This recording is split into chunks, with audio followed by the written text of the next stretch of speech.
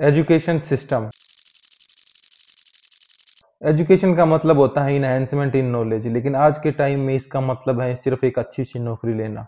School और college एक factory की तरह काम करते हैं जो डिग्री के साथ एक प्रोडक्ट की प्रोडक्शन करते हैं। ना ही तो बच्चे के स्किल पे कोई ध्यान दिया जाता और ना ही उसके इंटरेस्ट पे ध्यान दिया जाता। हाँ, ध्यान दिया जाता है तो सिर्फ उसके नंबर्स पे।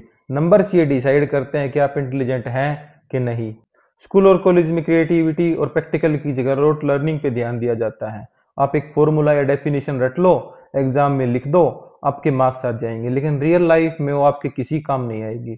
एग्जाम्पल के तौर पे आइंस्टाइन की E = mc² को याद करने से ज़्यादा इंपॉर्टेंट है ये समझना कि एनर्जी कैसे काम करती है, लेकिन सिस्टम हमें सिर्फ लिखने के लिए ट्रेन करता है। दरअसल 1813 के east India company charter act में पहली बार भारत में एजुकेशन पर 1 लाख रुपए खर्च करने की बात कही गई।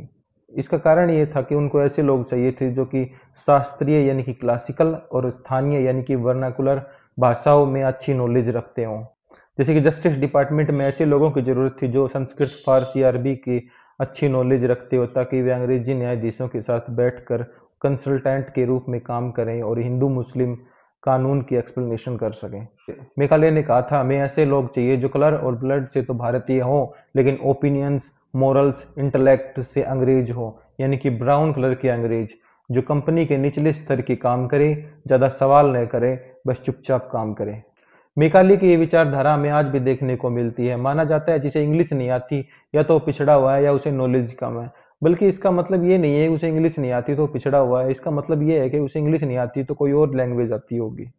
और रियलिटी ये है कि जो बच्चा इंग्लिश में 90% मार्क्स लेके आता है, रियल लाइफ की जब बात आती है तो वो ठीक से कम्युनिकेशन भी नहीं कर पाता।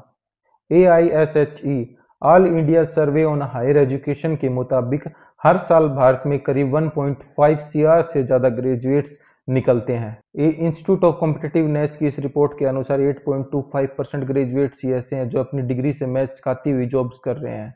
इसके अलावा या तो ग्रेजुएट्स लोअर स्किल्स में जॉब कर रहे हैं या तो अपनी डिग्री से मैच न करने वाले रोल्स प्ले करते हैं। सिस्टम में सुधार हो सकता है जब पॉलिटिशियंस और अधिकारियों के बच्चे भी इन गवर्नमेंट स्कूल्स में पढ़े, लेकिन इनके बच्चे पढ़ते हैं बड़े बड़े प्राइवेट स्कूलों में या फिर फॉरेन कंट्रीज में। गवर्नमेंट स्कूल तो सिर्फ आम आदमी के लिए है ना। में रूरल और अर्बन स्कूल में काफ़ी गैप है। प्राइवेट स्कूल की क्वालिटी एजुकेशन काफ़ी बेहतर है गवर्नमेंट स्कूल्स के मुकाबले। वहीं एजुकेशन सिस्टम ऐसा है जिसमें बच्चा सरकारी नौकरी के लिए अपने जीवन का 18 से 30 साल लगा देता है, जब भी कोई श्योरिटी नहीं है कि उसे गवर्नमेंट जॉब मिलेगी या नहीं। जब वो एग्ज़ाम देने जाता है तो पता चलता है एग्ज़ाम्स में क्वेश्चन ही गलत थे, एग्ज़ाम सेंटर्स में धांधली चल रही थी, पेपर लीक हो गया। अब ये चीज़ें सरकार को देखनी चाहिए, इनमें सुधार करना चाहिए। देखिए, हर बच्चे की इकोनॉमिक कंडीशन ठीक नहीं होती। एक बच्चा एक एग्ज़ाम देने के लिए 200 किलोमीटर, 250 किलोमीटर, 500 किलोमीटर जाता है, तब भी कोई श्योरिटी थोड़ी है कि वो एग्ज़ाम पास ही कर लेगा। जब एग्ज़ाम की आती है और उसे पता चलता है कि कुछ क्वेश्चन एग्ज़ाम में गलत थे और उसे चैलेंज करने चाहिए, तो उससे अलग फीस ली जाती है, और जब वो सही साबित होता है तो उसकी फीस भी रिटर्न नहीं की जाती।